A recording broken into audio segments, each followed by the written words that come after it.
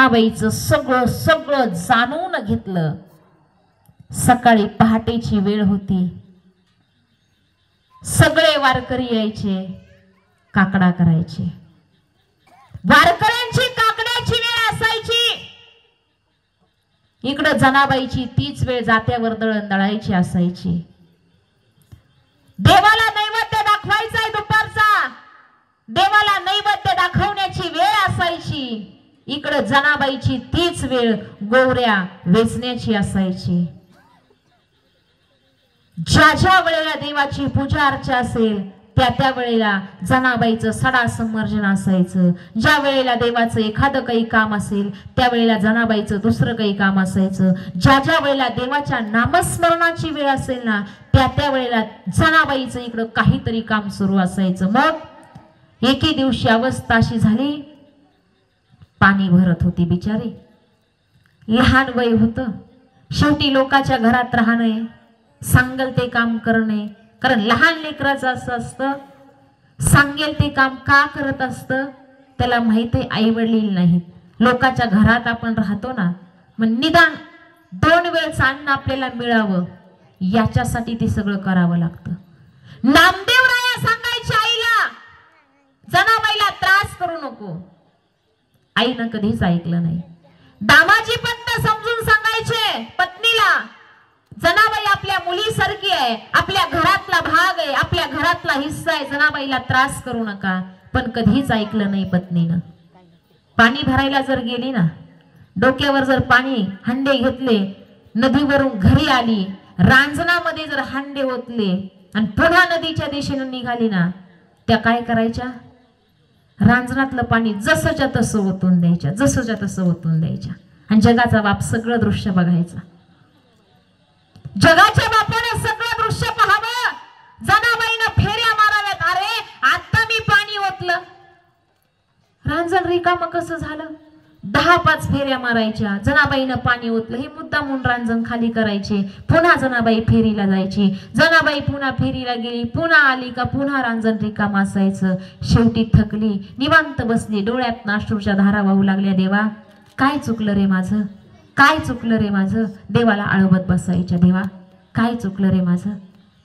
जगाच्या बापाने विचार केला किती हाल अपेष्टा सहन करावे लागतात जनाबाईला, काय चुकलं माझं म्हटल्या क्षणाला जनाबाईच्या ठिकाणी धाव घेतली, जनाबाईच्या ठिकाणी उडी घेतली आणि जनाबाईच्या डोक्यावरचा हंडा जगाच्या बापानं स्वतःच्या डोक्यावर घेतला आणि नदीवरून हंड्यानं पाणी व्हायचं काम जनाबाईसाठी नामदेवरायाच्या घरी पांडुरंग परमात्म्यानं करावं। किती रांजण होता, रांजण खालीच होत नव्हता।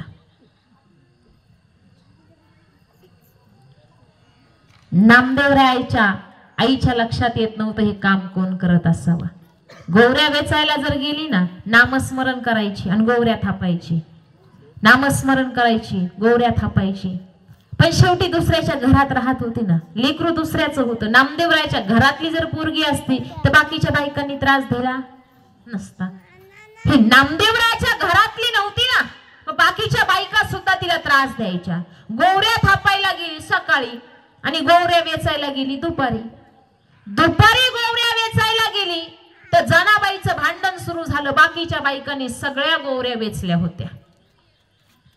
जनाबाई म्हणायच्या, अगं ह्या गोवऱ्या माझ्या आहेत, ह्या गोवऱ्या माझ्या आहेत।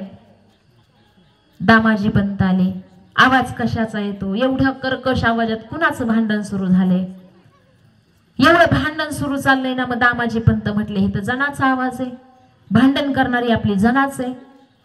थोडेसे पुढे आले, माईची कुणीतरी पांघरून घातलं पाहिजे, जनाच्या पाठीवरनं हात फिरवला, जना काय झालं बाई, काही नाही बाबा, मग भांडण का करायला लागली, एकाकी आरडाओरडा का करायला लागली। दामाशेट्टीला सांगितलं, सकाळी या ठिकाणी सगळ्या गोवऱ्या मी घालून गेले आणि आता मी गोवऱ्या वेचायला आले, या सगळ्या बायकांनी माझ्या गोवऱ्या त्या ठिकाणी वेचून स्वतःच्या जागेत नेऊन ठेवल्यात, या सगळ्या गोवऱ्या माझ्या आहेत। बायका म्हणायच्या, नाही नाही गोवऱ्या आमच्या आहेत, तुमच्या घरातली पोरगी असली म्हणून काय झालं, गोवऱ्या आमच्या आहेत। जनाबाई सांगायची, नाही सगळ्या गोवऱ्या माझ्या आहेत, मी रचलेल्या गोवऱ्या आहेत, मी थापलेल्या गोवऱ्या आहेत। ऐकत नव्हत्या। दामाजी पंत म्हटले, जना यातल्या तुझ्या गौऱ्या कोणत्या कोणत्या आहेत हे तुला कळेल, तुला ओळखता येईल का? अंतःकरणपूर्वक जनाबाईनं सांगावं, पंत माझ्या गौऱ्या मी ओळखावं यात काही नवल नाही. माझ्या गौऱ्या तुम्ही स्वतः सुद्धा ओळखू शकाल. कशा?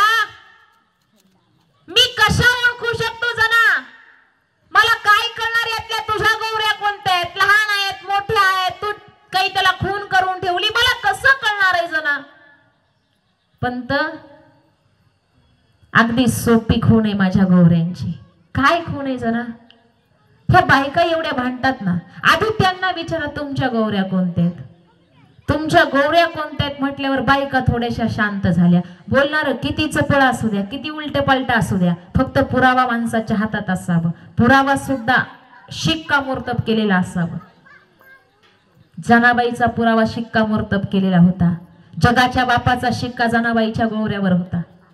जनाबाईनं सांगितलं, पंत ह्या गौऱ्या करत असताना मी सदैव भगवान पांडुरंग परमात्म्याचं नामस्मरण करत असते, आणि जे नामस्मरण मी करत असते ना, त्या नामस्मरणाच्या जोरावर मी तुम्हाला सांगते, या सगळ्या गौऱ्यांमधून, सगळ्याच्या सगळ्या गौऱ्यांमधून एक एक एक करता सगळ्या गौऱ्या कानाला लावा.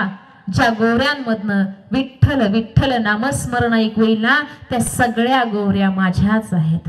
बायका थोड्याशा पाठीमागे सरल्या. पंतांनी एक एक एक करता कानाला लावली का विठ्ठल आवाज यायचा, कानाला लावली का विठ्ठल आवाज यायचा. 10 गौऱ्या कानाला लावेपर्यंत समोरच्या बायका घरी पोहोचलेल्या होत्या. अधिकार असावा लागतो, नामस्मरणाचा ठसा उमटावा लागतो, आणि हा ठसा जर नामस्मरणाचा उमटला, भक्तीचा ठसा जर जागृत झाला, तर त्या ठिकाणी निष्ठा नावाची शक्ती भगवान परमात्म्याला उडी मारायला भाग पाडल्याशिवाय राहत नाही. हा अधिकार जनाबाईचा होता. अधिकार जनाबाईचा सामान्य नाही, अगदी भगवान परमात्म्याच्या चरणाशी निष्ठा होती, अंतःकरण पूर्वक निष्ठा होती, ती सहज निष्ठा नव्हती. आणि अंतःकरण पूर्वक जर निष्ठा नसती ना, जगाचा बाप धुणं धुवू लागायला आला, जगाचा बाप भांडी घासू लागायला आला. सांगू का तुम्हाला? ऐका, भांडी घासणं, धुणं धुणं, गोवऱ्या थापणं, दळण दळणं, जात्यावरती दळण दळणं, ही कामं मुळातच बायकांची आहेत. कामं कुणाची आहेत? बायकांची. पुरुषांची कामं?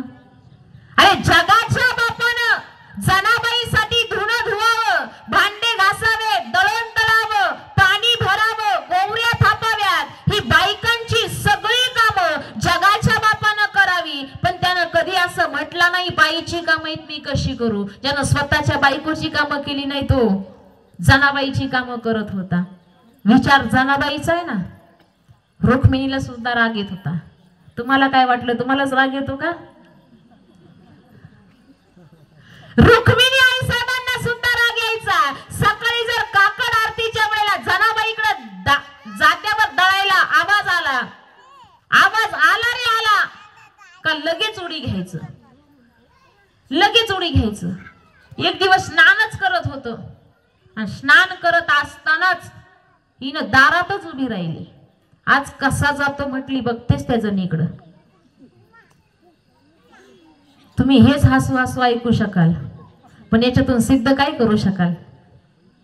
हा, ऐका. जनाबाई त्या ठिकाणी जात्यावर बसल्या, जात साफ केलं, धान्याची मूठ टाकली, जात सुरू केलं. सुंदर माझे जाते ग फिरते बहुतुके, ओव्या गाऊ कौतुके तू ये रे बा विठ्ठला, ओव्या गाऊ कौतुके तू ये रे बा विठ्ठला. कानावर शब्द पडले तू ये रे बा. जात्यावर जनाबाई बसल्या, तोंडातनं शब्द बाहेर पडले तू ये रे बा विठ्ठला. उठलं, लगेच पाणी घेतलं, बुडबुड अंगावर ओतलं आणि निघालं. जसं निघालं ना, रुक्मिणी आई साहेब दारातच उभ्या होत्या. कमानी दरवाजाला रुक्मिणीचे दोन्ही हात कमानी दरवाजाला, रुक्मिणीचे दोन्ही हात खरं सांगा विठ्ठला जनाईशी काय नात. विठ्ठल म्हणे रुक्मिणीला लावू नको असे पाप, जनी आपली लेक बाय आपण तिचे बाप माय. अधिकाराने विचारलं देवा, ज्या जनीकडे जाताना घरात जी कामं दिसत नाही ती कामं तिला करू लागताना त्या जनाबाई सोबत तुमचं काय नातं आहे? जगाच्या बापानं सांगितलं रुक्मिणी आई साहेबांना, रुक्मिणी मनामध्ये काही वाईट विचार आणू नको, ही जनाबाई आपल्या मुलीसारखी आहे आणि आपण तिच्या आई वडिलांसारखे आहोत. आपल्या जीवावरती तिच्या माई बापानं या पोरीला पंढरपुरात ठेवलेला आहे. तिचे आई बाप आपणच आहोत. का? कारण ज्या दिवशी नामदेव पायरीपाशी जनाबाई बसली होती ना, त्या पहिल्याच दिवशी जनाबाईनं मला सांगितलं होतं, विठ्ठला तूच माझा पिता आणि तूच माझी माता, आता मज नको आव्हेरू. विठ्ठला तू बाप माय मी लेकरू. त्या जनाबाईनं सांगितलं होतं, विठ्ठला तूच माझा बाप, तूच माझी माय आणि मीच तुझं लेकरू. अंतःकरणापासून मला साथ घातली होती त्या जनानं. जाऊ दे मला. इकडे काकडा सुरू व्हायची वेळ असायची पहाटे 4ची ब्रह्म मुहूर्तावर आणि इकडे सगळे वारकरी काकडा करायला यायचे. काकडा कधी असतो? उन्हाळ्यात, पावसाळ्यात, मग कधी असतो? अश्विन शुद्ध पौर्णिमेचं चांदण म्हणजे कोजागिरी पौर्णिमा. कोजागिरी पौर्णिमेचं चांदण आलं का दुसऱ्या दिवशी पासून सगळ्या भक्तांची गर्दी पहाटे 4 वाजता मंदिराच्या दिशेनं गेल्याशिवाय राहत. काकड्याच्या वेळेला थंडी असते आणि त्या थंडीच्या दिवसात सगळे वारकरी काकडून काकडा करतात. काकडून म्हणजे थंडीनं काकडतात आणि काकडून काकडा देवाचा करतात. घरचे मंडळी जाऊ देत नसायचे, कारण काकडा करायचा म्हटलं तर काकड्याला वय वर्ष किती? 12, 13, 18, 20, 22, 30, 35. काकड्याला वय वर्ष किती? हा किती? कसं सांगू ताई, आम्हालाच लाज वाटते आता. काकडून मंडळी काकडा करायचे, पण काकड्याची वयाची मर्यादा होती सगळी 60च्या पुढची. ज्यांना अंधारात जायला दिसत नाही, डोळ्यावर चष्मा आहे, त्याच्या हातात काठी आहे, ज्याला चालताना काही आधारच घ्यावा लागतो, बिना आधाराचं चालता येत नाही, सगळी अशी मंडळी. आणि ती मंडळी काकडा करायला यायची. इकडे यांचं सुरू व्हायचं, उठा पांडुरंगा प्रभात समयोपातला, वैष्णवांचा मेळा गरुड पायी दाटला. इकडं यांचा काकडा सुरू झाला का तिकडं जनाबाईची मूठ जात्यावर असायची, खुंटा हातात असायचा, जनाबाईचं सुरू व्हायचं, तू ये रे बा विठ्ठला, तू ये रे बा विठ्ठला. तू ये रे बा शब्द कानावर पडायचा आणि ते लगेच विठेवरून गायब व्हायचं.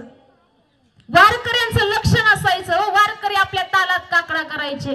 पण एक दिवस असं झाला, 8 दिवसांचा काळ लोटला गेला. 8 दिवसांचा काळ गेला आणि एक वारकरी म्हटला, रे ज्याच्यासाठी आपण रोजच काकडा करतो, निदान ते मंदिरात विठेवर हाय का नाही ते तर बघा. एकले चमत्कारी होतं. ते लगेच बघायला गेलं. कवाडा आडोनी पाहता ती जग जेठी.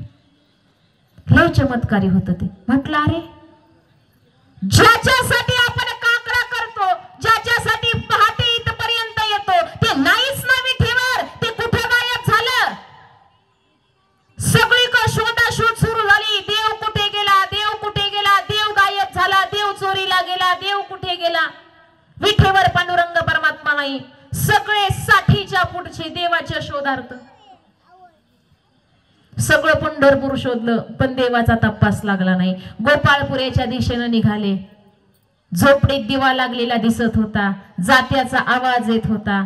जात्याच्या आवाजाच्या दिशेनं सगळे वारकरी झोपडीच्या दिशेनं गेले. झोपडीत दिवा लागलेला होता ना, त्या मंद प्रकाशामध्ये देवाच्या गळ्यातले दागिने, देवाच्या डोक्यावर असणारा तो मुकुट मंद प्रकाशामध्ये लक लक लक लक चमकत होता. वारकऱ्यांनी पाहिलं, म्हणले अरे झोपडीत आणि देव. एवढा दम दिला वारकऱ्यांनी. म्हटलं अरे देवा, नाही काही तर निदान आमच्या मनाचा, आमच्या वयाचा तर विचार करायचा का नाही? आम्ही 18, 20, 22 वर्षांची तरुण लेकरं नाही देवा.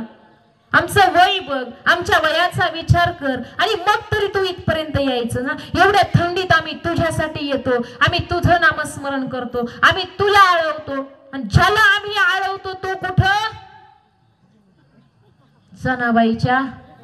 चुकलं म्हटलं, चुकलं, परत असं होणार नाही. चुकलं म्हटलं, आता चुकून सुद्धा म्हटलं पुन्हा येणार नाही. खरंच चुकलं म्हटलं, मला क्षमा करा. वारकऱ्यांनी कसं तरी देवाला गोड बोलून अधिकारानं नेलं. देवाला विठेवर उभं केलं. वारकरी रोज यायचे काकडा करायचे, रोज यायचे काकडा करायचे. एक दिवस कोणीतरी म्हटलं अरे हे रोजच निघून जाते, आज तरी आहे का बघू. आजही हे गायबच होतं. म्हणलं अरे आजही पांडुरंग परमात्मा गायब आहे. वारकरी इतके वैतागले, इतके वैतागले, पुन्हा देवाला शोधायला. कुठं? डायरेक्ट जनाबाईच्या झोपडीत. देवा, अरे 24 तास नाही झाले तुला सांगून, आम्ही काकडा करतो, तो जनाबाईच्या झोपडीत येऊन दळण दळतो, तुला शोधायला तर पाहिजे का नाही? चुकलं म्हटले, माझ्या लक्षातच राहिलं नाही. तुम्ही रोज मला आरवताना म्हणताना पडिले वळण इंद्रिया सकळ. अवस्था माझी अशीच झाली. म्हटले नाही माझ्या लक्षात राहिलं, चुकलं माझं, आता नाही यायचं. म्हटले चला. गोड बोलून अधिकारानं वारकऱ्यांनी आजही नेलं. पण अवस्था अशी झाली, हे काही ऐकत नाही. वारकरी काकडा करायचे आणि नेमकं काकड्याच्या वेळेला हे जनाबाईला दळण दळू लागायला यायचं. का? याला राहावतच नव्हतं. का? लहान लेकरू दळण दळते, जिचं वय जात धरायचं नाही, जात एवढ्या वेगानं फिरतं, हा वेग आवरणारा जिचं वय नाही, जिला मूठ कशी धरायची कशी सोडायची हे माहित नाही, त्या जनाबाईनं पहाटे उठल्यापासून जात धरावं हे त्याला सहन होत नव्हतं. म्हणून हे जनाबाई पर्यंत यायचं. अंतःकरण त्याचं तीळ तीळ तुटायचं. जगाच्या बापाचं रोज यायचं.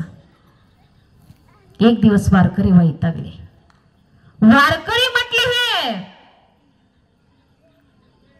असं ऐकणार नाही. म्हटले असं ऐकणार नाही. याला एवढ्या वेळा सांगून झालं तरीही ऐकत नाही ना. मग आता शेवटी एकच काम करू म्हटले, आता जनाबाईला समजावून सांगू, जनाबाईला समजावून सांगू. सगळे वारकरी जनाबाईकडे आले. जनाबाईला सांगितलं, अगं जना ऐक ना, देवाला आमचा विचार नाही केला, पण निदान आमच्या वयाचा तू तरी विचार कर ग.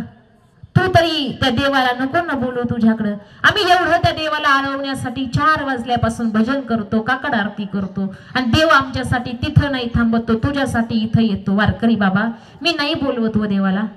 अगं तू नाही बोलवत ना, पण तुझ्या हाताला न होणारी कामं तुला करावी लागतात. ह्या वेदना त्याला असह्य होतात आणि वेदना सहन न झाल्या कारणानं देव तुझ्या काळजीपोटी इथपर्यंत येतो ग. पण आल्याच्या नंतर देवाला तू तरी सांग ना, आता काकडा झाल्याशिवाय माझ्याकडे यायचं?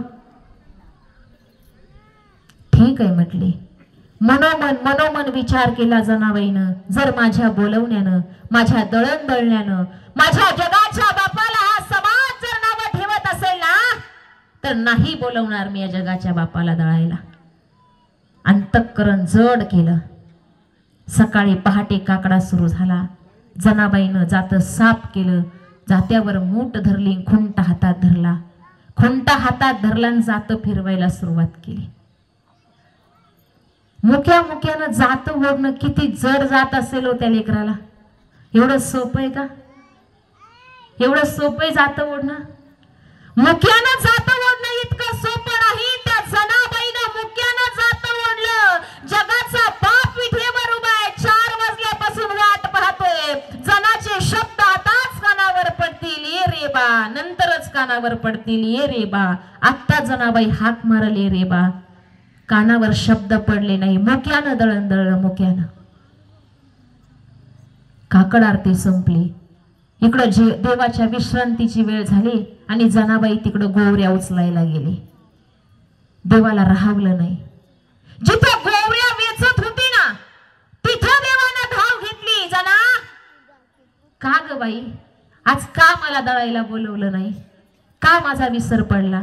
देवा, जर तू माझ्यापर्यंत येत असशील, विठेवर तू उभा नसशील आणि तू जर मला दळण दळू लागत असशील आणि माझ्या दळण दळण्यानं आणि तुझ्या इथं येण्यानं हा समाज जर तुला नावं ठेवत असेल ना देवा, मला सहन होणार नाही आणि हे वाईट कृत्य मी माझ्या हातून घडू देणार नाही. या समाजानं तुला नावं ठेवावी ना, हे कृत्य मी माझ्या हातून कधीच घडू देणार नाही. देवा, जना, तुला सांगू का, तुला जर असं वाटत असेल ना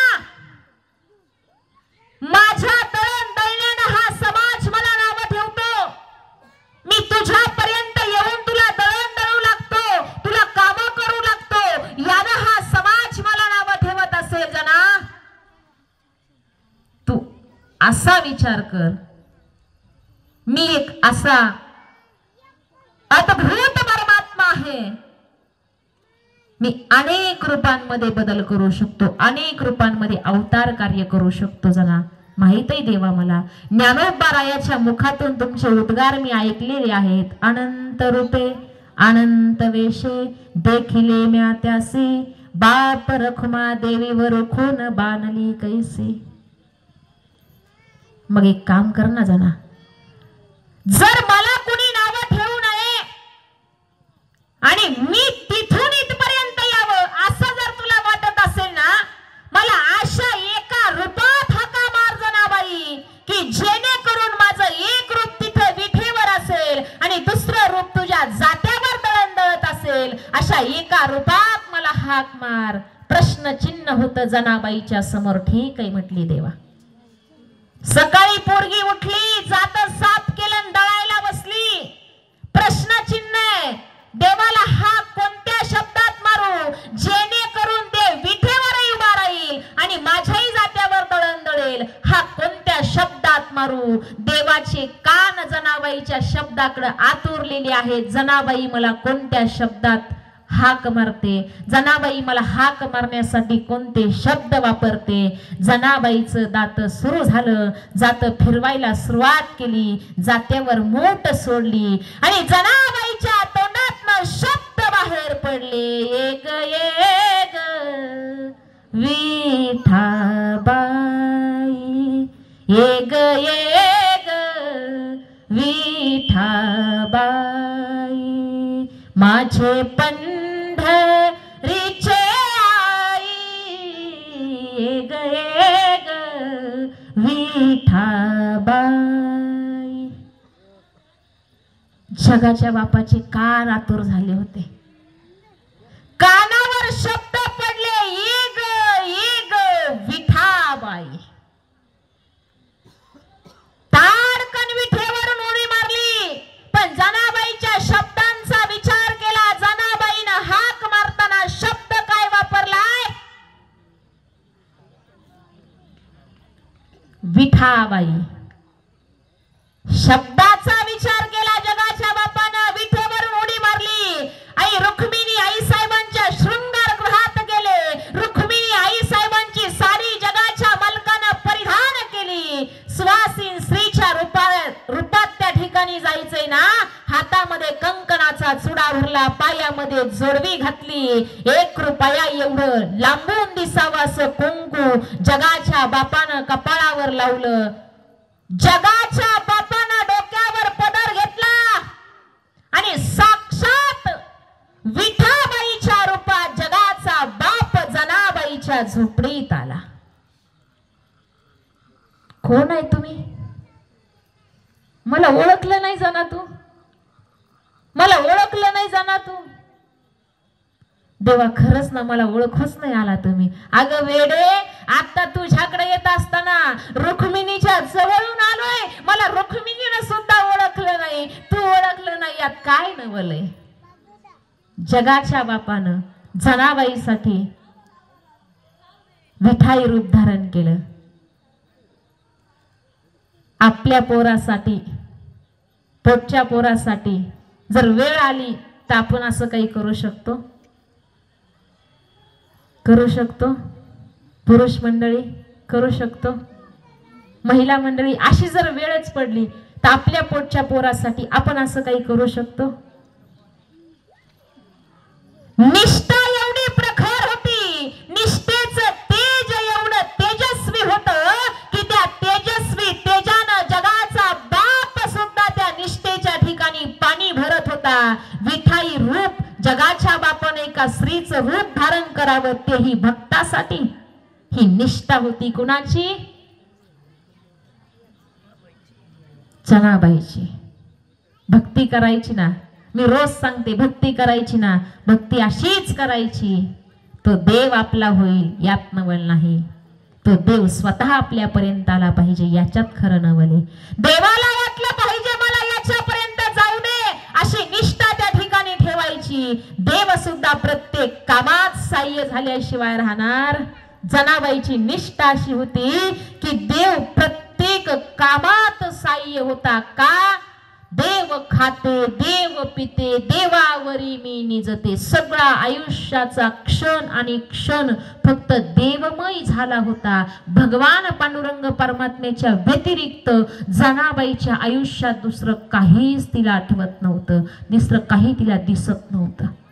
अवस्था अशी होती अंतःकरणाची, मनातला भाव असा होता फक्त पांडुरंग पांडुरंग पांडुरंग, विठ्ठल विठ्ठल म्हणायची जनाबाई. तिला दुसरं काही सुचतच नव्हतं. जनाबाईला स्वतःला सुद्धा कळत नव्हतं मी एवढी कामं करते, ही लोक माझा एवढा छळ करतात, मग ही सगळी माझी कामं पूर्ण कशी होतात? मी जर नदीला पाणी आणायला गेले, पाणी रांजणामध्ये ओतलं आणि पुन्हा नदीला गेले तर पुन्हा नदीवर येईपर्यंत माझं रांजण रिकामं राहतं. पहिले कपडे जर मी धुतले, पिळले, वाळायला घालायला गेले तर माझे दुसरे उरलेले कपडे सगळे पिळून त्या ठिकाणी तयार असतात. भाकरी करायला बसले आणि जेवण वाढायला गेले तर उरलेल्या भाकरी सगळ्या तयार असतात, टोपलं भरलेलं असतं. गोवऱ्या थापायला जर गेले, 2 गोवऱ्या थापले तर उरलेलं सगळं शेण जमिनीवर गोवऱ्याच्या रूपात असतं. 1-2-4 गोवऱ्या जर वेचल्या तर उरलेल्या सगळ्या गोवऱ्या, 2-4 गोवऱ्यांची थप्पी लावूपर्यंत सगळ्यांची थप्पी तयार असते. हे जनाबाईला सुद्धा कळत नव्हतं. मग एक दिवस जनाबाईने विचार केला, हाता हे पकडलं पाहिजे ना, मग पकडायचं कसं? जगाच्या बापाला पकडायचं इतकं सोपं नाही ना. पण निष्ठा इतकी होती, त्या निष्ठेच्या जोरावर जनाबाईनं जगाच्या बापाला सुद्धा धरलं, बांधून ठेवलं. धरीला पंढरीचा काय शब्द वापरला? देवाला चोर म्हणायची काय ताकद आहे आपल्यात? तेवढी पात्रता आहे आपल्याकडं आहे. पण जनाबाईचा अधिकार किती मोठा आहे. एवढ्या मोठ्या अधिकाराच्या जोरावरती जनाबाईनं म्हणावं, धरीला पंढरीचा चोर, गळा बांधून या दोर. दोर बांधून देवाला पकडणं सोपं आहे, पण देवाला चोर म्हणणं सोपं? इथं शेजारच्याला चोर म्हणलं तरी आमच्या हाणामाऱ्या होतात. तो जगाचा बाप आहे, त्याला चोर म्हणणं कसं जमणार आहे? देवानं एवढंच नाही केलं जनाबाईसाठी, खूप खूप देवाचं सगळं आयुष्य जनाबाईसाठी होतं. फक्त एकाच गोष्टीवर, कोणत्या? आता मज नको आवेरू विठ्ठला, तू बाप माये मी लेकरू. नातं जोडता आलं पाहिजे देवाबरोबर. तुम्ही कधी देवाबरोबर नातं जोडलंय का? देवाबरोबर कधी नातं जोडलंय का? हा, मायेची सावली हवी असेल, कृपेची सावली जर हवी असेल ना, तर त्या भगवंताशी नातं जोडावंच लागेल, जोडावंच लागेल. रक्षाबंधनाचा सण जर आला ना, बहिणीनं भावाला राखी बांधावी, तो सणच त्या गोष्टीचा आहे. पण कधीतरी स्वामींच्या मंदिरात राखी घेऊन आलात आणि स्वामींना राखी बांधून म्हणलात का, स्वामी तुम्हीच माझा बंधू आहात? कधी म्हटला का? अशी मनामध्ये तयार झालेली एखादी दिवशी, एखादा क्षण, एखादी अपेक्षा आठवते का? कधी स्वामींना राखी बांधली, स्वामी तुम्हीच आमचे बंधू आहात? कधी वाटलं? कथा संपायच्या आधी कधी मंदिरात आला आणि कधी स्वामींना विनंती केली का, स्वामी तुम्हीच माझी माता, स्वामी तुम्हीच माझा पिता? कधी म्हणावं असं वाटलं का? मी काय म्हणते, तुम्हाला मायबाप सख्य आहेत, तुम्हाला नाही वाटत मायबापाचं नातं देवासोबत जोडावं. आम्हाला बहिणी सख्य आहेत, आम्हाला नाही वाटत बहीण भावाचं नातं देवासोबत जोडावं. पण निदान कधी देवाला म्हटला का, देवा निदान आपल्या दोघांमध्ये मैत्रीचं तरी नातं असू दे. कधी म्हटला का देवाला? कृपेची सावली, मायेची सावली जर देवाची आपल्यावर पडावी असं वाटत असेल ना, तर देवाशी नातं जोडावंच लागेल, देवाशी नाळ घट्ट करावीच लागेल. यदा कदाचित जोडलेली रक्ताची नाती तुम्हाला उभी राहणार नाही, तिथं देवाची मायेची सावली वाचवल्याशिवाय राहणार. हे नातं तुम्हाला जोडावं लागेल. जनाबाईनं सगळी नाती देवाशी जोडली. देवा तूच माझी माता, तूच माझा पिता, बहीण बंधू चुलता सखा तूच. बहीणही तूच, भाऊ तूच, सखाई तूच, चुलताई तूच, आई बापही तू, सगळं तूच. देव खाते देव पिते देवावरी मी निजते. सगळ्या आयुष्याचा क्षण आणि क्षण फक्त देवच झाला होता. अशा पद्धतीचं जीवन माणसाचं व्हावं ना, तेव्हा देव उडी घ्यायला तयार असतो. देव सहज उडी घेत नाही. आत्ता जीवन जगत असताना पैसा असेल ना, पैशाच्या गाठी सोबत असाव्या लागतात, तेव्हा समाजात लोक नातं जोडतात. देवाला पैसा नाही लागत, देवाला फक्त तुमचं प्रेम पाहिजे, देवाला फक्त तुमची निष्ठा पाहिजे, देवाला फक्त तुमचा भाव पाहिजे. ही निष्ठा त्याच्या चरणावर व्हा. जनाबाईसाठी काय करायचं राहिला हो? काय करायचं राहिला जनाबाईसाठी? आठवतंय तुम्हाला? काय केलं नाही जनाबाईसाठी? एखाद्या प्रसंगात जनाबाई उभी आहे आणि देव तिच्या पाठीमागे उभा नाही, असा एखादा तरी प्रसंग तुमच्या जीवनात कधी ऐकलेला आहे? कधी ऐकलेला आहे? शेवटचा क्षण असा होता जनाबाईचा. हा देव काय करायचा? जनाबाईला एवढा त्रास झाला ना की जनाबाईच्या पाठीशी उभा राहायचा, जनाबाईची सगळी कामं करू लागायचा, जनाबाईला सगळ्या संकटातनं बाहेर काढायचा. असं संकट नावाची गोष्ट तिच्या भोवती पसरू सुद्धा देत नव्हता. एवढं कवच त्या देवाचं तिच्या भोवती होतं. पण एक दिवस देवानंच विचार केला, आता किती दिवस सहन करायचं? जनाला असं किती दिवस संकटात राबायला लावायचं? किती दिवस तिला असं बांधून ठेवायचं? मग हा जनाबाईचा जो अधिकार आहे, जनाबाईची जी पात्रता आहे ना, ही पात्रता, हा अधिकार या समाजाच्या समोर आला पाहिजे. अपेक्षा आहे कुणाची? देवाची. जगाच्या बापाची अपेक्षा या जनाबाईचा काय अधिकार आहे हा समाजाला कळलं पाहिजे. जो जगाचा बाप रोज जनाबाईच्या इथं दळायला सकाळी यायचा ना, त्या जगाच्या बापानंच नाटक केलं. देव सुद्धा तुमची परीक्षा कशी पाहतो पहा. जगाच्या बापानं नाटक केलं झोपण्याचं. झोपलं, जात्यावर दळण दळता दळता झोपी गेलं. जसं झोपी गेलं ना, जनाबाईला वाटलं देवाला थंडी वाजत असेल, काही मनात वाईट विचार नाही, काही नाही, काही नाही, असं वाटलं थंडी वाजत असेल म्हणून गोधडी घेतली. जुन्या काळात त्याला वाकळ म्हणायचे. गोधडी घेतली आणि देवाच्या अंगावर पांघरून म्हणून टाकली. पांघरून म्हणून गोधडी अंगावर टाकली. हिनं पीठ बीठ भरलं. जनाबाई आपलं नेहमीप्रमाणे जे काही असेल नसेल ते काम करण्यासाठी तिकडे निघून गेली. जनाबाई तिकडे निघून गेली आणि अवस्था अशी झाली, आता याला जनाबाईला त्या ठिकाणी दाखवूनच द्यायचं होतं, समाजालाही त्या ठिकाणी दाखवून द्यायचं होतं. यानं केलेलं सगळं काय होतं? नाटकच होतं. झोपायचं सुद्धा नाटकच होतं. फक्त जनाबाई अंगावर वाकळ म्हणजे गोधडी कधी टाकते आणि कधी स्वतःच्या कामाला जाते इतकीच वाट पाहत होतं. जनाबाईनं अंगावर गोधडी टाकली आणि जनाबाई बाहेर गेली आणि आपल्या स्वतःच्या कामाला सुरुवात केली. जनाबाईनं स्वतःच्या कामाला सुरुवात केली, तसं उठलं, अंगावरती गोधडी होती ना तशीच अंगावर घेतली. ऐका, अंगावर घेतलेली गोधडी तशीच अंगावर ठेवली. म्हणजे गळ्यातले अलंकार होते ना सोन्याचे, सगळेच्या सगळे सोन्याचे अलंकार काढले, त्या जिथं झोपलं होतं त्या अंथरुणावर ठेवले. अंथरुणाचं पलटी करून ठेवलं.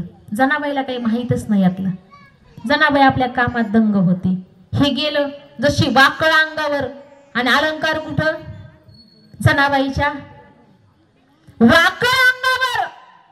लक्षातच नाही याच्या वाकळ अंगावर आहे. दागिने काढले हे लक्षात आहे, अलंकार जनाबाईच्या झोपडीत ठेवले याचं स्मरण आहे, पण वाकळ अंगावर हे विसरलं, याचं स्मरण नाही राहिलं. वाकळ खांद्यावर आणि हे विठेवर उभं, हात कटेवर आणि वाकळ. नैवेद्याचा टाइम झाला, नैवेद्य दाखवायला आले. बडव्यांनी बघितलं, अरे देवाची चोरी झाली म्हटले, देवाची चोरी झाली. देवाच्या अंगावरती अलंकार नाही, देवाच्या अंगावर अलंकार नाही, मग देवाच्या अंगावरती वाकळ आहे. चोर तर शोधला पाहिजे ना. तर ब्राह्मण मंडळीमध्ये काही टवाळखोर होते. म्हटले अरे देव शोधायची गरज नाही, देवाला चोरी कोणी केली हे शोधायची गरज नाही, अलंकार कोणी चोरले हे शोधायची गरज नाही, देवाला विचारायची गरज नाही. मग देवाच्या खांद्यावर काय दिसतंय? गोधडी, वाकळ. ही वाकळ कोणाची ते शोधा. वाकळ ज्याची असेल तो अलंकार चोरणारा चोर असेल. सगळ्या पंढरपुरात चौकशी, गोधडी कोणाची, गोधडी कोणाची, गोधडी कोणाची, पण गोधडी कोणाची नाहीच. कोणाची तर हा म्हणतो कोण? कोणाची नाहीच ना ती गोधडी. कोण हा म्हणणार आहे? कुणीच हा म्हणायला तयार नाही. देव आपल्या गालातल्या गालात हसायचा. सर्व दृश्याची जाणीव होती, सगळ्या गोष्टी ज्ञात होत्या. हे फक्त आपलं गालातल्या गालात हसत होतं. बघू म्हटलं आता यांचं काय होतंय, कसं होतंय, हे आपलं निवांत होतं. वाकळ तशीच खांद्यावर होती. लोक म्हणायचे वाकळ कुणाची, वाकळ कुणाची. सगळे टवाळखोर अख्ख्या पंढरपुरात फिरले. गोधडी कुणाची आहे, गोधडी कुणाची. ज्याची गोधडी त्या ठिकाणी तोच चोर. माहित होतं सगळ्यांना. गावात सगळे श्रीमंत आहेत, पैशा पाण्यानं मजबूर आहेत. देवाची चोरी, देवाचे अलंकार नाही घेऊ शकत म्हटले कुणी. मग चला गोपाळपुऱ्याच्या दिशेनं. गोपाळपुऱ्याच्या दिशेनं निघाले. जनाबाईच्या झोपडीच्या बाहेर गेले. जनाबाई झोपडीत बसल्याच होत्या. काम आवरलं, नुकत्याच बसल्या होत्या. हात जोडून देवाला आळवायचंच होतं. तितक्यात आवाज गेला, जना बाहेर ये. काय म्हणता बाबा? काही नाही. ही वाकळ कोणाची? काही अंदाजच नाही त्यांनी स्वार्थी मनाला. संत आहेत, कधी मनामध्ये वाईट भावच निर्माण होत नाही. आणि खोटं बोलणं हे मनाला कधी पटतच नाही. जना ही गोधडी कोणाची आहे? गोधडी माझीच आहे की. पटकन बोलली, ही गोधडी माझीच आहे. जना ही गोधडी जर तुझी आहे तर तू चोर आहे. सगळे ओरडायला लागले, चोर सापडला, चोर सापडला, चोर सापडला. जनाबाई म्हटले अरे झालं काय, मला कळू द्या तरी. चोरी कसली, चोर कोण, काय मला लिंकच लागत नाही. जनाबाई म्हटली. मग त्या सगळ्यांनी सांगायला लागले. म्हटले ऐक जना, ही वाकळ आहे ना, ही देवाच्या खांद्यावर होती आणि देवाचे अलंकार चोरीला गेले. मग अलंकार चोरणारा शोधण्यापेक्षा ज्याची वाकळ आहे तो शोधायचा. जर वाकळ ज्याची असेल ना तोच देवाचे अलंकार चोरणारा चोर असेल. जनाबाईनं सांगितलंय बघा तुमचं सगळं मला मान्य आहे. वाकळ माझी आहे हे 100% खरं आहे, पण देवाचे अलंकार मी चोरलेले नाही. देवाच्या अलंकाराच्या संबंधानं मला काहीच माहित नाही. जना आम्हाला झोपडीची चौकशी करू दे. काही मंडळी जरा चोचरत म्हणायचे नाही असं करू नका, जनाबाई असं करणार नाही. जनाबाईची बाजू घेत होते. पण काही टवाळखोर होते ना ते जनाबाईच्या विरोधात, बाहेर निघ, हिला बाहेर घ्या, हिच्या झोपडीची चौकशी करा. जनाबाईनं सांगितलं झोपडीची चौकशी तुम्ही बिनधास्त करा, पण माझ्याजवळ काही नाहीच आहे, मी चोरीच केली नाही, तर देवाचे अलंकार माझ्याकडे येतील कसे काय? आणि सगळ्यात महत्वाचं, देव इथं येऊन झोपला होता. देवाला वाकळ नेण्यासाठी नाही, देवाला थंडी वाजू नये याच्यासाठी मी अंगावर टाकली होती. पण मला काय माहिती हे उठल्यावर घेऊन जाईल म्हणून, बाकीचं माहित नाही. म्हटली तुम्ही चौकशी करा. वाकळ माझी आहे हे खरं आहे, पण चोरी मी केली नाही हेही खरंच आहे. ठीक आहे म्हटले. जनाच्या झोपडीत गेले. सगळी शोधाशोध केली. जनाबाईला काही माहीतच नव्हतं, कारण देवानं जसे अलंकार काढून ठेवले ना तसंच ते पांघरून उलट केलं होतं. त्यांनी सगळी शोधाशोध केली आणि जनाबाईच्या घरात ज्या ठिकाणी देव झोपले होते ना त्या ठिकाणी बरोबर देवाचे अलंकार सापडले. जसे देवाचे अलंकार सापडले ना सगळे मंडळी म्हटले अलंकार सापडले, अलंकार सापडले. हाहाकार झाला. जनाबाईला गालबोट लावायला लागले आणि जे जनाबाईची बाजू घेत होते ना तेही मंडळी जनाबाईला गालबोट लावायला लागले. जनाबाई म्हणत होती मला माफी मागायची, मला क्षमा मागायची, मला माहित नाही अलंकार कधी आले, कसे आले, कोणी आले, मला काहीच यातलं माहित नाही, काहीच मला यातलं माहित नाही. पण ऐकत नव्हते टवाळखोर. जनाबाईने देवाच्या गळ्यातले अलंकार चोरलेत ना, मग जनाबाईला शिक्षा झाली पाहिजे, जनाबाईला शिक्षा झाली पाहिजे, जनाबाईला अद्दल घडली पाहिजे. काही मंडळी सांगायच्या अरे जनाबाईचा अधिकार फार मोठा आहे, जनाबाईच्या नादाला लागू नका. जनाबाईची पात्रता फार मोठी आहे. जनाबाईच्या त्या ठिकाणी तिला काहीतरी विपरीत होईल, तिच्या जीवनात काहीतरी घटना घडेल, तिचा घटनाक्रम बदलेल, वास्तव जीवन तिचं बदलून जाईल, असं काही तिच्या जीवनात करू नका. कारण जनाबाईचा अधिकार मोठा आहे. कुठेतरी आपल्याला खाली मान घातल्याशिवाय पर्याय मार्ग. टवाळखोर मंडळी ऐकत नव्हते. हिला शिक्षा झाली पाहिजे, हिला शिक्षा झाली पाहिजे. हिनं देवाचे अलंकार चोरले ना, हिला अद्दल घडलीच पाहिजे, अद्दल घडली पाहिजे, शिक्षा झाली पाहिजे. मग पूर्वीच्या काळी शिक्षा काय होत्या? जर जनाबाईला अद्दल घडवायची असेल, देवाचे अलंकार चोरले म्हणून जनाबाईला जर शिक्षा द्यायची असेल तर जनाबाईला सुळावर द्यायचं. जनाबाईला फरफटत ओढत ओढत नेत होते, हात जोडले होते, मनातल्या मनात देवाला आळवत होती. देवा, तुझी भक्ती करणाऱ्याला, तुझं नामस्मरण करणाऱ्याला जर एवढा त्रास होत असेल ना देवा, होऊ दे, त्याबद्दल माझं म्हणणं नाही देवा. पण एक ऐक देवा, जर अशा घटना या पृथ्वी तलावर घडत राहिल्या ना देवा, तुझ्या भक्तांच्या संख्येमध्ये घट झाल्याशिवाय राहणार नाही, तुझ्या भक्ताची मांदियाळी कमी झाल्याशिवाय राहणार नाही. का?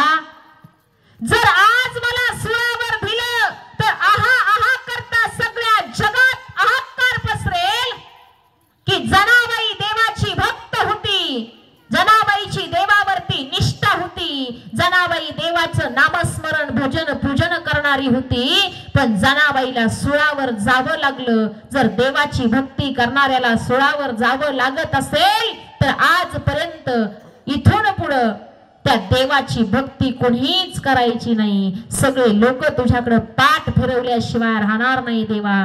जर मी तुझी चोरीच केली नाही तर हा एवढा मोठा आळ माझ्यावरती का यावा देवा. हात जोडत होती. स्वतःच्या मनाला जनाबाई खात होती आणि जशी स्वतःच्या मनाला जनाबाई खात होती ना, देवाला वारंवार वारंवार मनोमन देवाला विनंती करत होती, देवा असं करू नको. आज माझ्या सोबत हे घडतंय याचं मला वाईट वाटत नाही का? मी आज सुळावर जायला तयार आहे, मला त्याचंही दुःख वाटत नाही का? दुःख माणसाला तेव्हाच वाटतं ज्या माणसाच्या पाठीमागं काहीतरी असतं. माझ्या पाठीमागं देवा संसार नाही, माझ्या मागं लेकरं बाळ सुना नातवंड काही नाही, मी आत्ता गेले याचं मला दुःख नाही. पण देवा, जर मी चोरीच केली नाही तर हा चोरीचा खोटा आळ माझ्यावरती का दिला रे? जनाबाई मनोमन विनंती करत होत्या. ब्राह्मण मंडळी ऐकत नव्हते. टवाळखोर मंडळींनी जनाबाईला फरफटत नेलं. सूळ म्हणजे असं लोखंडाचे ते टोक असतात, टोक, आणि त्या टोकाच्या वरती त्या ठिकाणी माणसाला द्यायचं, उभं करायचं, आणि ते सूळ असे अंगामध्ये माणसाच्या शिरत असतात, तप्त तापलेले असतात, आणि त्यातनं माणसाचं शरीर असं दाह दाह होत असतं. सगळ्या ब्राह्मण मंडळींनी जनाबाईला सुळावर देण्यासाठी आणलं. जनाबाईला सुळावर चढवायचे. ज्या प्रसंगाला जनाबाईला सुळावर चढवायचे त्या प्रसंगाला जनाबाईच्या हाताचा स्पर्श त्या सुळाला झाला. आणि ज्या प्रसंगाला जनाबाईचा स्पर्श त्या सुळाला झाला ना, भगवान पांडुरंग परमात्म्याची काय कृपा असेल ती असेल, पण जनाबाईचा स्पर्श झाला आणि तप्त असणाऱ्या त्या सुळाचं पाणी पाणी पाणी झालं. श्री संत जनाबाई महाराज की. त्या सुळाचं पाणी झालं. सगळ्या मंडळींनी बघितलं. अभंग आपल्या सगळ्या मंडळींना माहित आहे, मी आता वेळ तुमचा घेत नाही. सगळे ब्राह्मण थोडं थोडं थोडं थोडं थोडं दोन दोन दोन दोन पाऊल मागं पडायला लागले. सगळी मंडळी पाहत होती. जी मंडळी जनाबाईची बाजू घेत होती ना, ती मंडळी म्हणत होती, बाबा जनाबाईचा अधिकार फार मोठा आहे. आम्ही पहिलंच सांगत होतो, जनाबाईला शिक्षा करू नका, जनाबाईची परीक्षा पाहू नका, जनाबाईचं कर्तव्य फार मोठं आहे. भगवान परमात्म्याची भक्ती, भगवान परमात्म्याची निष्ठा फार मोठी आहे. जनाबाईच्या वाटेला जाऊ नका. आणि जे सुळावर द्या म्हणत होते ना, त्यातले काही मंडळी पाया पडायला जात होते. पण जे पाया पडायला जात होते ना, ते सुद्धा जनाबाईला असं लांबून नमस्कार करत होते. का? हिच्या हाताचा स्पर्श झालाय आणि सुळाचं पाणी झाले। जर हिच्या हाताच्या स्पर्शानं सुळाचं पाणी होत असेल आणि आपण जर हिचं दर्शन घ्यायला गेलो, डोकं जर टेकवलं आणि हिनं जर आपल्या डोक्यावर हात ठेवला तर किती भीती होती, किती अधिकार होता जनाबाईचा। अधिकाराला जर प्राप्त व्हायचं असेल ना, ही निष्ठा देवाच्या चरणावर व्हावी लागेल, सहज अधिकार प्राप्त होत नाही। अरे ज्या जनाबाईचं जीवन त्या ठिकाणी संपणार होतं, जगाच्या बापानं सगळ्या गोष्टी केल्या, पण अगदी जगाला जनाबाईचं महत्व कळावं, जनाबाईची ख्याती जगाला कळावी, या ब्राह्मण वर्गाला जनाबाईचं अधिकार काय आहे हा अधिकार पात्र व्हावा, याच्यासाठी जगाच्या बापानं ऐन मोक्यावर ज्या ठिकाणी जनाबाईचं आयुष्य थांबणार होतं, जनाबाईचं समर्पण त्या ठिकाणी होणार होतं, त्या ठिकाणी जगाचा बाप उभा राहिला आणि त्या सुळाचं पाणी केलं। हा अधिकार फक्त एका भक्तीचा आहे आणि अधिकार फक्त एका निष्ठेचा आहे। ही निष्ठा आपल्याला जपावी लागेल। संतांच्या चरणातून शिकायचंय काय आपल्याला? संतांच्या चरणातून याच गोष्टी आपल्याला शिकायच्या। सगळा ब्राह्मण वर्ग त्या ठिकाणी जनाबाईची माफी मागत होता। पंढरपुरातला ब्राह्मण वर्ग, पंढरपुरातले बडवे काही त्यांचे अधिकार सामान्य नाही आहेत, ती मंडळी फार पोहोचलेली आहे, त्यांची पात्रता फार मोठी आहे, पण आघात पात्रता असणाऱ्या याही मंडळींनी शूद्र कुळात जन्माला आलेल्या फक्त पांडुरंग परमात्म्याची सेवा करणाऱ्या जनाबाईला त्या ठिकाणी काय करावं, एका गोष्टीसाठी दिलेला त्रास आणि तो त्रास ज्या ठिकाणी सिद्ध व्हावा त्याच ठिकाणी माणसाचा अधिकारही सिद्ध होत असतो। माणूस कुळात कोणत्या जन्माला आला ना, या ठिकाणी माणसाचं श्रेष्ठत्व ठरत नाही। कोणत्या कुळात जन्माला यावं हे मुळातच माणसाच्या हातात नाही, कोणत्या घरात जन्माला यावं हे माणसाच्या हातात नाही। सांगू तुम्हाला, माणूस कुळानं, माणूस जातीनं सिद्ध होत नाही, माणूस माणसाच्या कर्तृत्वानं सिद्ध होत असतो। जनाबाई शूद्र कुळात जन्माला आल्या होत्या, पण कर्तव्य महान होतं। कुळ कोणतंही असू द्या, जन्माला शूद्र कुळात आल्या तरी कर्तव्य मोठं होतं। श्रीमंती किती आहे याच्याशी घेणं देणं नाही, माणसाच्या कर्तृत्वानं माणूस सिद्ध होत असतो। जनाबाईनं भक्ती अशी केली, त्या भक्तीच्या समोर पांडुरंग परमात्म्याला नतमस्तक व्हावं लागलं आणि शेवटच्या क्षणाला सगळ्या ब्राह्मण वृंदांचा अधिकार होता, तरी सुद्धा अहमपणा, मी नावाची गोष्ट, अभिमान नावाची गोष्ट होती ना, ह्या अभिमान नाहीसा करण्यासाठी फक्त जगाचा बाप उभा राहिला। का? जनानं चोरी केली नाही हे खरं आहे आणि वाकळ जनाची आहे हेही खरं आहे, पण या दोन्ही गोष्टींमधली तफावत सिद्ध झाली पाहिजे। जर जनानं चोरी केली असती तर सुळाचं पाणी झालं नसतं। हा अधिकार संतत्वाचा आहे। माणसाला कितीही मोठं संतत्व आलं तरी संतत्वाच्या जोरावरती स्वतःला सिद्ध सुद्धा करता आलं पाहिजे। नुसता माझा काकडा पाठ आहे हे म्हणून जमत नाही, नुसता माझा हरिपाठ पाठ आहे म्हणून जमत नाही, मी 5-50 कथा केल्या असं म्हणून जमत नाही। सगळ्या गोष्टी माणसाला कितीही त्या ठिकाणी असू द्या, मुबलक प्रमाणात असू द्या, कितीही त्या ठिकाणी पायाजवळ लोरणारे असू द्या, पण माणसाला त्या गोष्टीच्या जोरावरती स्वतःच सिद्ध करता आलं पाहिजे की मी साधू आहे, मी संतत्व आहे। पण या संतत्वाचं, या साधुत्वाचं प्रमाणपत्र माणसाला तेव्हाच मिळतं जेव्हा माणसाची भक्तीचं पारडं जड होतं। भगवंताच्या दरबारामध्ये जर भक्तीचं पारडं जड झालं तर त्या ठिकाणी माणसाला सुद्धा संतत्वाचं प्रमाणपत्र मिळाल्याशिवाय राहत हा अधिकार होता फक्त जनाबाईचा।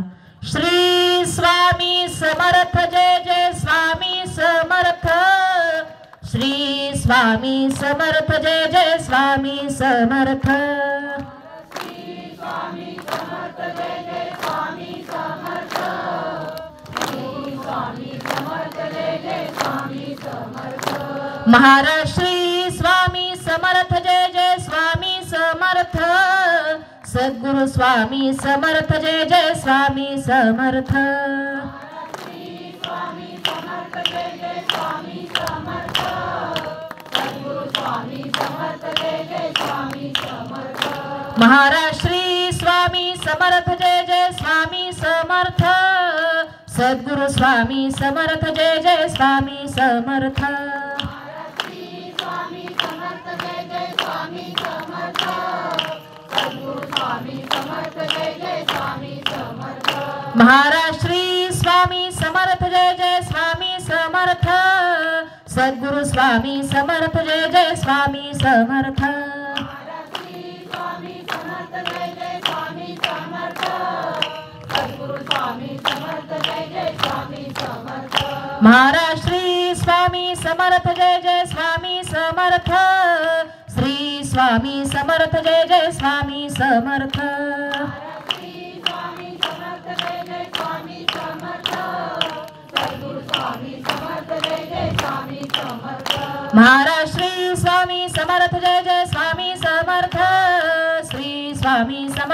जय स्वामी समर्थ श्री स्वामी समर्थ जय जय स्वामी समर्थ सद्गुरु स्वामी समर्थ जय जय स्वामी समर्थ महाराष्ट्री स्वामी समर्थ जय जय स्वामी समर्थ सद्गुरु स्वामी समर्थ जय जय स्वामी समर्थ महाराष्ट्री टाळी वाजवून भजन म्हणा. जय जय स्वामी समर्थ सद्गुरु स्वामी समर्थ जय जय स्वामी समर्थ महाराष्ट्री स्वामी समर्थ जय जय स्वामी समर्थ सद्गुरु स्वामी समर्थ जय जय स्वामी समर्थ महाराष्ट्री स्वामी समर्थ जय जय स्वामी समर्थ सद्गुरु स्वामी समर्थ जय जय स्वामी समर्थ महाराष्ट्री स्वामी समर्थ जय जय स्वामी समर्थ सद्गुरु स्वामी समर्थ जय जय स्वामी समर्थ महाराष्ट्री स्वामी समर्थ जय जय स्वामी समर्थ सद्गुरु स्वामी समर्थ जय जय स्वामी समर्थ महाराष्ट्री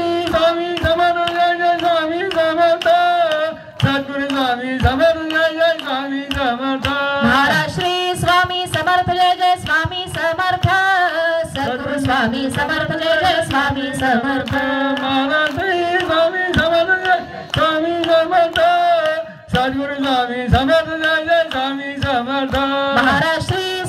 समर्थ जय जय स्वामी समर्थ सद्गुरु स्वामी समर्थ जय जय स्वामी समर्थ महाराष्ट्री स्वामी समर्थ जय जय स्वामी समर्थ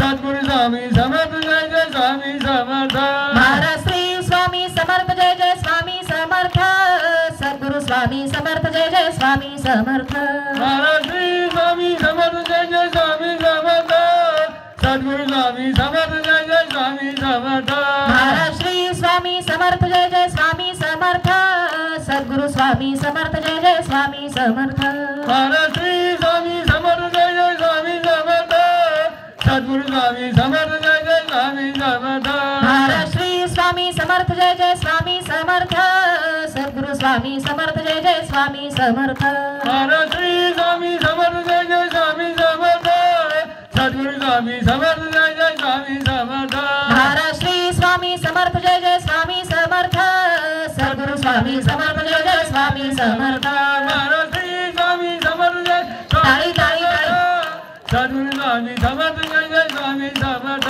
महाराष्ट्री स्वामी समर्थ जय जय स्वामी समर्थ सद्गुरु स्वामी समर्थ जय जय स्वामी समर्थ महाराष्ट्री स्वामी समर्थ जय स्वामी समर्थ सद्गुरु स्वामी समर्थ जय जय स्वामी समर्थ महाराष्ट्री स्वामी समर्थ जय जय स्वामी समर्थ सद्गुरु स्वामी समर्थ जय जय स्वामी समर्थ महाराष्ट्री स्वामी समर्थ जय जय स्वामी समर्थ सद्गुरु स्वामी समर्थ जय जय स्वामी समर्थ श्री स्वामी समर्थ महाराज की श्री स्वामी समर्थ महाराज की श्री स्वामी समर्थ महाराज की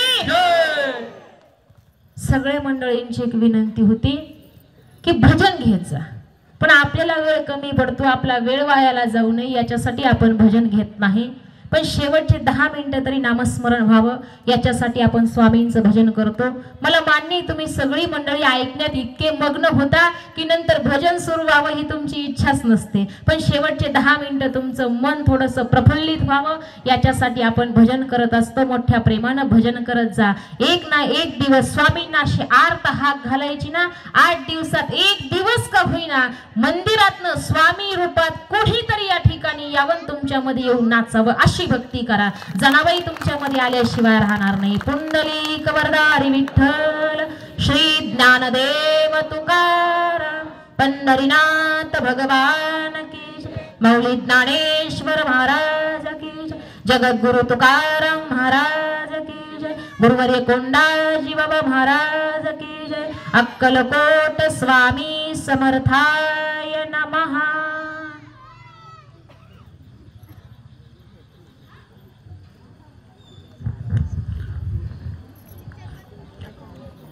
श्री स्वामी समर्थ. आपलं ग्रामदैवत भैरवनाथाच्या पवित्र नगरीमध्ये पीर साहेबाच्या प्रांगणात आणि स्वामी